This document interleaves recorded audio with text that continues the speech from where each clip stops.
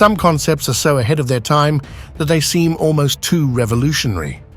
The X-44 Manta was one such design, a bold, futuristic variant of the F-22 that promised to redefine air superiority before it was cancelled in the early 2000s. In this video, we take a closer look at this aircraft, the revolutionary technology behind it, and its possible return as a sixth-generation fighter. At the height of the Cold War, the race to develop more advanced aerial platforms was at its peak. The Air Force initiated its Advanced Tactical Fighter (ATF) program at this time to conceptualize replacement platforms for the F-15 Eagle and F-16 Fighting Falcon. Although these jets were relatively new, analysts speculated that the Soviets' progress in surface-to-air missile systems would soon erode their effectiveness in combat. Additionally, the USSR had introduced its Sukhoi Su-27 flanker and Mikoyan MiG-29 Fulcrum platforms, which proved to be quite capable.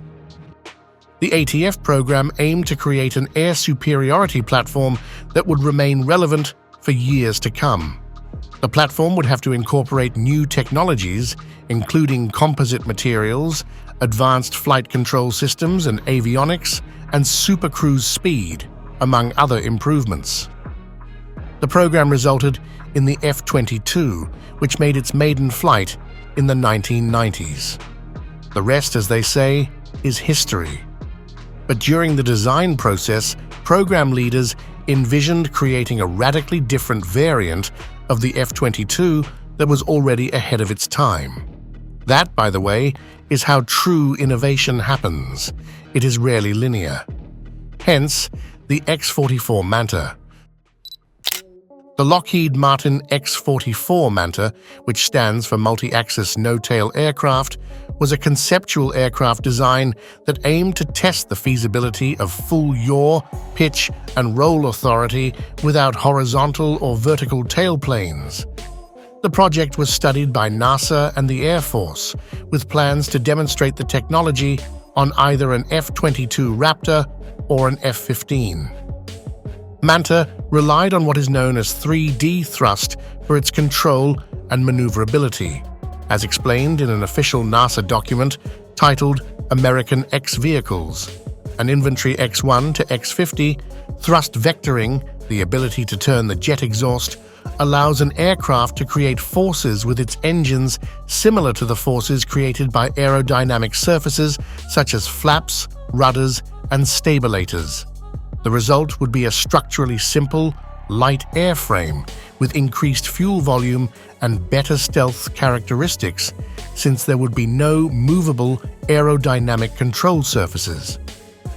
In layman's terms, thrust vectoring would grant the kind of maneuverability that would overwhelm enemy fighter planes, meaning the pilot could change the angle of thrust to control altitude advantageously, thus allowing the airplane to change directions in a more aggressive manner.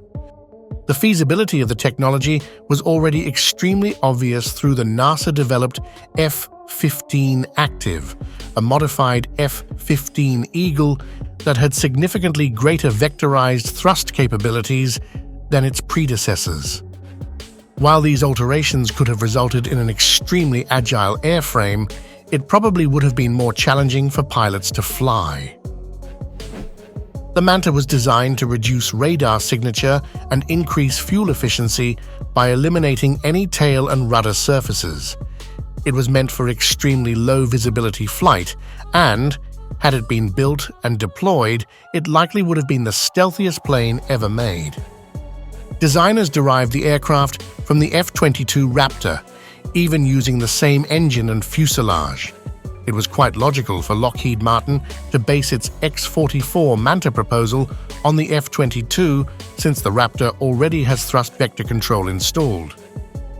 Pratt & Whitney provided turbofan engines with thrust vectoring nozzles. Thus, the plane would have had 35,000 pounds of thrust and would have been able to perform, shall we say, highly unorthodox maneuvers in flight. It was believed that this plane would have been able to reach speeds of 1,500 miles per hour while enjoying an operational ceiling of 49,000 feet. On top of that, it could travel farther than previous fighters. Because it was derived from an F-22, it could have carried a variety of weapons internally, also taking advantage of its broad fuselage to accommodate a larger payload capacity than the Raptor. In particular, the Manta was meant to feature a single 20mm internal cannon, and it would have been capable of firing 2 AIM-9 Sidewinder missiles. The jet could also carry up to 6 AIM-120 AMRAAM missiles, which could be outfitted with 2 1,000-pound GBU-32 Joint Direct munitions. However, the program was cancelled in 2000. Only one prototype of this unique warbird was planned. Sadly, this unorthodox craft never squawked beyond the drawing board. The aircraft was a purely experimental project. As Alex Hollings wrote on Sandbox, if the X-44 Manta could have offered similar performance to the F-22 while also being even harder to detect, it may have been enough to push this aircraft concept off of Lockheed's notebook pages and into their production facilities. But it wasn't just stealth the X-44 did better. It also carried a whole lot more hate. A larger range than the F-22, better stealth capabilities, and an impressive arsenal of weapons, why was this program never built? The answer lies in a combination of factors.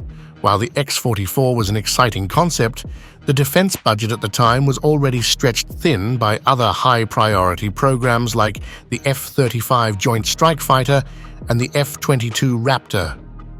The cost of developing the Manta, with its radical tailless design and advanced thrust vectoring, would have been immense, and there was skepticism about whether it would deliver enough operational benefits to justify those costs.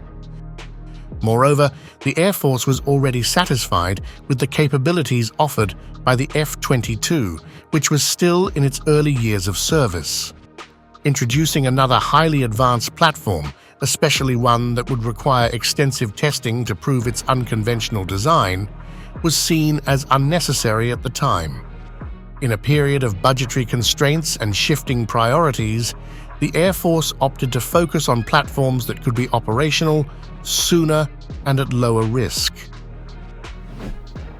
Nevertheless, the fact of the matter is that the X-44 is being built, albeit in a slightly different form. It is likely that the X-44 heavily inspired the concept for the Air Force's next-generation air dominance, NGAD, sixth-generation fighter jet. The United States Air Force has been funding the development of a new stealth air superiority fighter slated to replace the F-22 Raptor since 2014. But for years, that development explicitly focused on maturing new technologies for the endeavor. It was only recently that the Air Force announced that it was pivoting its NGAD effort away from technology maturation and toward fielding a new operational fighter. This new fighter is expected to be stealthier than any that came before it, with superior sensor range and data fusion capabilities, and a bevy of AI-enabled drone wingmen flying by its side.